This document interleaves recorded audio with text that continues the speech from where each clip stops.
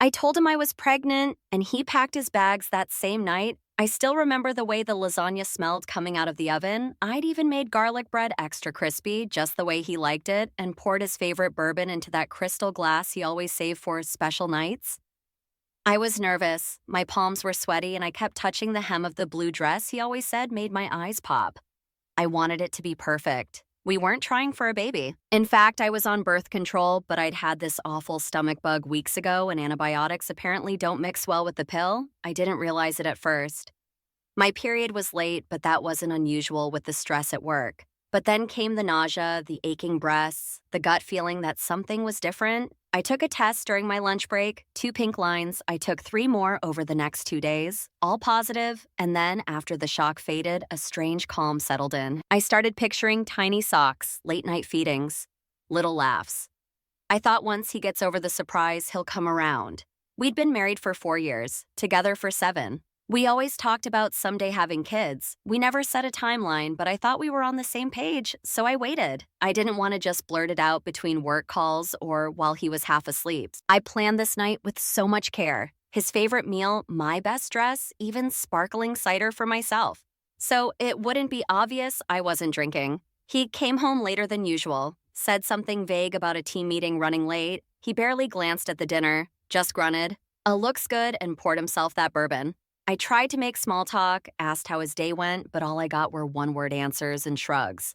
He kept checking his phone like he was somewhere else entirely. Still, I waited until after dinner. I reached across the table, took his hand and said softly, "I have some news. I'm pregnant." The silence was immediate, heavy. He didn't smile. He didn't speak. His face went from blank to pale to something I'd never seen before. Panic, maybe even rage. "Are you serious?" he asked, voice low. I nodded. I took 4 tests. Then came the words, "I'll never forget, you ruined everything. I didn't want this child." I blinked, thinking maybe I misheard. I tried to explain it wasn't planned, that it was likely the antibiotics messing with my birth control, that we could figure this out together like we always had. But he shook his head. "Maybe I never wanted kids at all," he muttered. "I just said that to make you happy." The world started to tilt under me. My fingers went numb.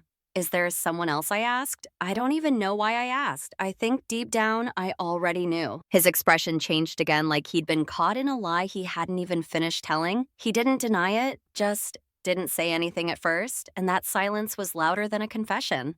Finally, he said her name. Vanessa, his coworker, the one who was always so sharp, so driven, bringing fresh ideas. She was 24, 7 years younger than me, and then he started packing.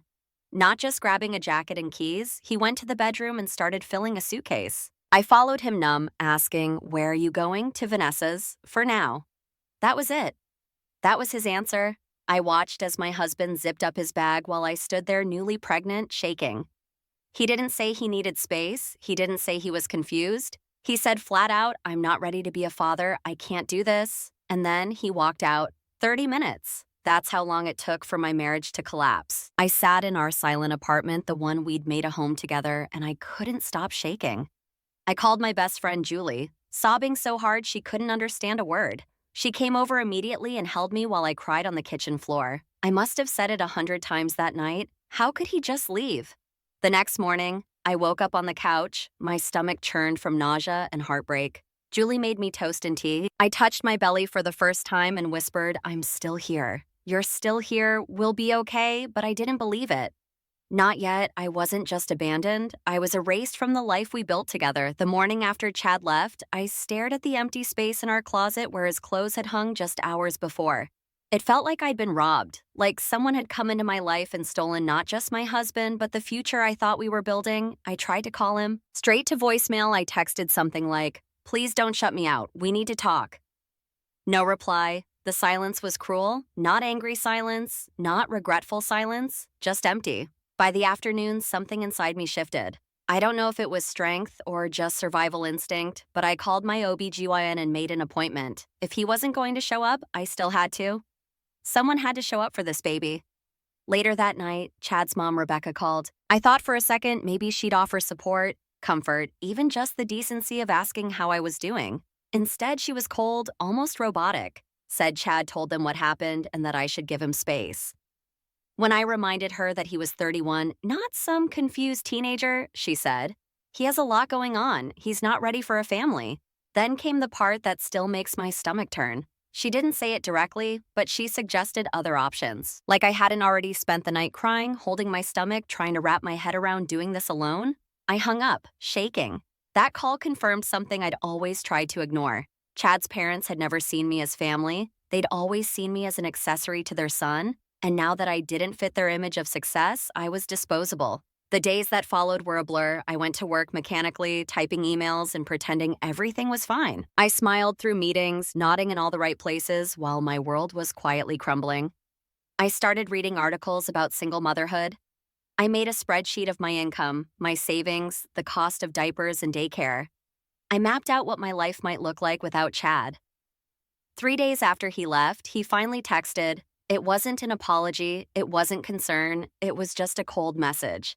I'm staying at Vanessa's for now. I'll send money for the bills. That was it. When I said we needed to talk, his reply was, I need space. Not ready yet. A week later, I came home from work and found his keys on the kitchen counter and half the rest of his belongings gone. There was a note saying rent was paid through next month and that his lawyer would be in touch about the divorce.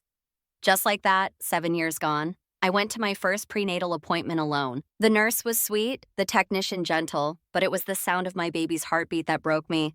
That quick, rhythmic whoosh on the monitor, it should have been a moment of joy, but I just cried because the person who should have been there to hear it wasn't and never planned to be. They handed me a small printout of the ultrasound, a blurry little bean. That was my baby. That was real, and it was just me now. I put the picture on the fridge when I got home, not because I felt ready, but because I needed something to remind me there was still a reason to keep going. 3 weeks after Chad left, his dad, Roland, called unlike Rebecca. He at least sounded human. He asked how I was doing. I told him the truth, that I was barely holding it together, that their son had left me pregnant and alone, that Rebecca had practically encouraged an abortion. He tried to soften it, said they were just worried about Chad's career, that the timing was unfortunate, and that Chad wasn't in a place to be a father. I wanted to scream. I didn't ask to be a single mom. I didn't choose this. But adults deal with life. We don't get to just opt out when it gets hard. He offered to help financially, but it was clear Chad's future mattered more than mine, or the child growing inside me. That night I sat on the edge of our bed, my bed now, and whispered, "You're not a mistake. I don't care what anyone says. I choose you." I called Julie and told her I needed to move out. I couldn't stay in that apartment surrounded by memories of a man who chose to disappear. She told me to come crash with her while I figured things out. As I packed, I found a photo strip from a booth at a beach carnival 2 summers ago. We looked so in love. We looked like people who meant forever. I put it in the trash, and for the first time in weeks, I felt the smallest flicker of strength. I wasn't okay, not even close. But I wasn't going to be broken forever. Not for him, not for them, just for now. Maybe he walked away, but I'm the one who stood up. It wasn't a light bulb moment. There was no dramatic music or sudden clarity. It was slow, quiet, like fog lifting one heavy layer at a time. I moved in with Julie for a few weeks while I searched for a new place. She made me laugh when I couldn't remember how cooked when I forgot to eat and reminded me daily that this wasn't the end of my story, just the messy, painful middle. The apartment I found was small, 2 bedrooms, old carpets, cracked tiles in the bathroom, but it was mine. It was close to Julie, close to work, and in a decent school district. Funny how quickly you start thinking about schools when there's a baby on the way. I didn't have much energy for decorating, but I bought a secondhand crib from a local mom group and set it up by myself. It took me 3 hours and a lot of swearing, but when I stepped back and saw it standing, something shifted inside me. I could do this. The divorce papers came in around my 7th month. Chad didn't contest anything. No request for custody, no fight over property, just a cold legal end to a life I thought we were building together. My lawyer was surprised by how quickly it all moved. I wasn't. I was getting used to silence from Chad by then. The day Tiago was born, I was in labor for 19 hours. Julie was there the whole time holding my hand through contractions, feeding me ice chips, cracking terrible jokes I was too tired to laugh at. The nurses kept asking about the father, and eventually I just started saying, "He's not in the picture." It was easier that way. Cleaner, less room for pity. When Tiago cried for the first time, I didn't. I just stared. This tiny, wiggling, furious little human mind, ours, and yet not Chad's, not really, not in the ways that mattered. I named him Tiago because it meant God will reward, and even though I hadn't felt particularly rewarded in months, holding him made me believe that maybe, just maybe, I'd made it through the worst of it. The nights were hard, the crying, the feedings, the loneliness. But the days, those quiet, soft moments when he stared up at me like I was his whole world, those were holy. Chad never showed up.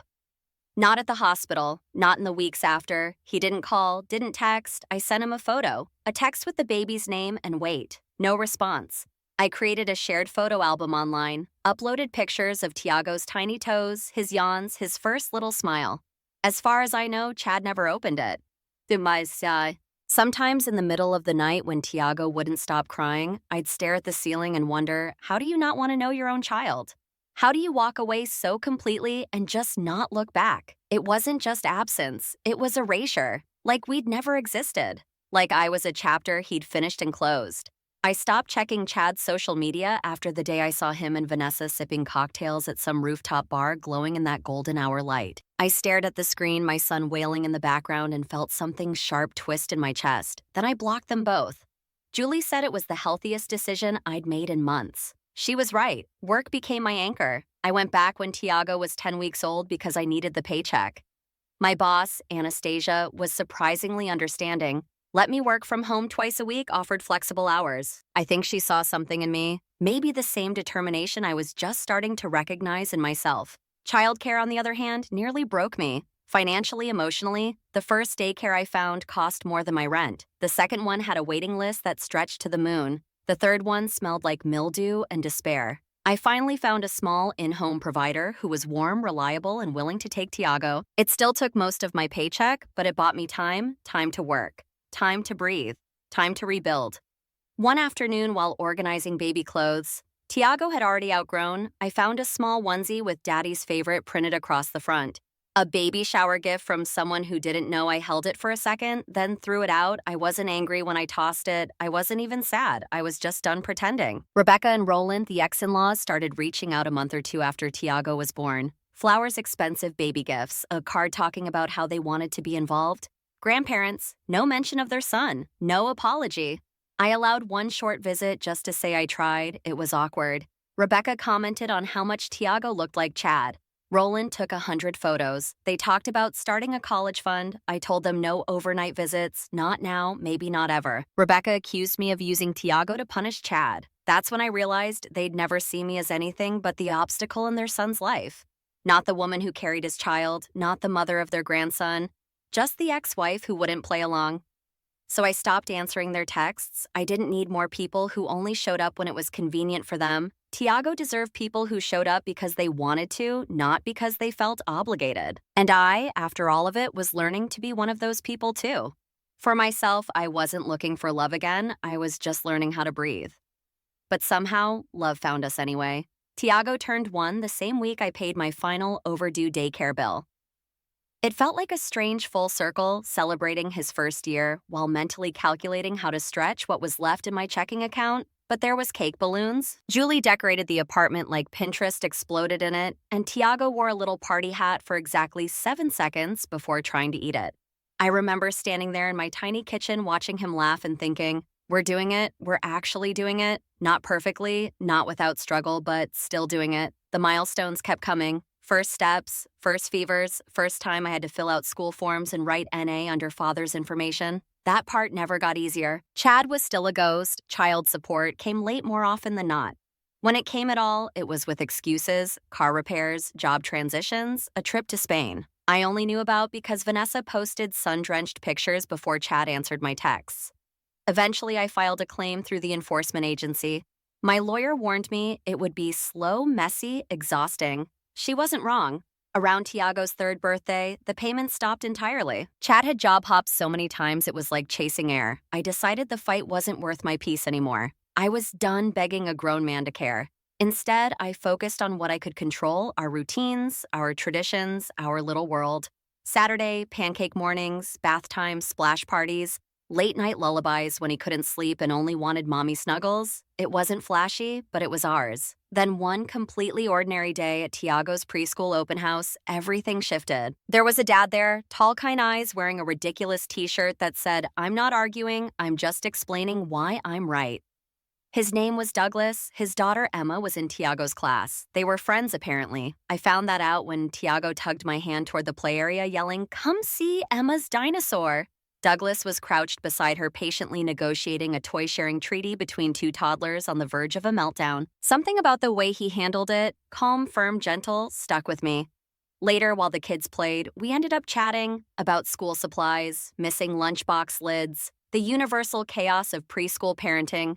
He laughed easily, spoke gently. There was no pressure, no flirting, just understanding. We ran into each other a few more times at school events, pickup lines. Then came a text about a school notice we both missed. Then coffee, then play dates, then dinner first for the kids, then slowly for us. It wasn't fast. It wasn't even intentional, but it was real. Douglas was a widower. Emma's mom passed away when she was a baby. He told me that one night sitting on my porch while Tiago and Emma drew sidewalk chalk galaxies on the driveway. He spoke about grief like it was a shadow that never leaves but softens with time. I listened, tears stinging my eyes, realizing I hadn't let myself feel seen in years. He never pushed, never made me feel like I had to be whole or perfect. He just showed up. Again and again and again, he learned Tiago's favorite songs and sang them off-key. He bought books about space because Tiago was in a planet phase. He fixed our broken cabinet without being asked. When he saw I was running on fumes, he offered to take the kids to the park so I could nap. I cried the first time, over kindness, simple, quiet kindness. We've been official for 7 months now. The kids know we're special friends. They giggle when we all do movie nights together. Tiago sometimes falls asleep on Douglas's shoulder. Emma bosses him around like he's her personal butler, and I, after years of telling myself love was a door that closed, I'm standing on the threshold of something new. It's not perfect. I still carry hurt, still hesitate when things feel too good, still wonder if I'm allowed to have this. But Douglas doesn't mind. He meets me where I am. And every time he shows up, I take one more step toward believing that maybe, just maybe this is what healing looks like. Not forgetting, not pretending it didn't happen, but choosing to love anyway. He walked out on a wife. Now he's facing a woman who rebuilt herself from scratch. Tiago turned 5 last month. He knows all the planets in order, corrects my dinosaur pronunciation, and still insists I do the bedtime voice for every single stuffed animal. He's this curious, vibrant, fiercely kind little person, and somehow my baby is a kindergartner. I took the day off to walk him into his classroom, trying not to cry, as he grinned and waved goodbye like it was nothing. But then, I saw him, Chad's old friend Leroy, standing in the parking lot with his daughter. My chest tightened. The last time I'd seen anyone from Chad's life. Tiago was barely learning to crawl. Leroy spotted me, walked over. We ended up grabbing coffee across the street, catching up awkwardly at first until he dropped a bomb I hadn't expected. Chad and Vanessa broke up. Apparently she wanted kids. Chad, now 35, said he still wasn't ready. After years of stalling, she gave him an ultimatum and he chose himself again. He's been couch surfing, lost his job in the last round of company layoffs, back living with his parents. I stirred my coffee and blinked at nothing. There was no satisfaction. No serves him right. Just this hollow awareness that the man I once planned a future with was now a cautionary tale. Meanwhile, my life, it's not glamorous, but it's steady. I've been promoted to senior project manager. I bought a modest townhouse in a good school district. Tiago's handprints are on his bedroom wall. We grow tomatoes that always stay green, and Douglas makes dinosaur-shaped pizza on Fridays. I've worked for every inch of this stability, every peaceful night, every moment of joy. A few days later, it happened. Tiago had a Saturday soccer game. Douglas and I were on the sidelines, huddled under an umbrella when I saw him. Across the field. Chad, I didn't recognize him at first. Thinner, older, like life had pressed down on him in ways I'd never get to see up close. He didn't wave, didn't even move, just watched.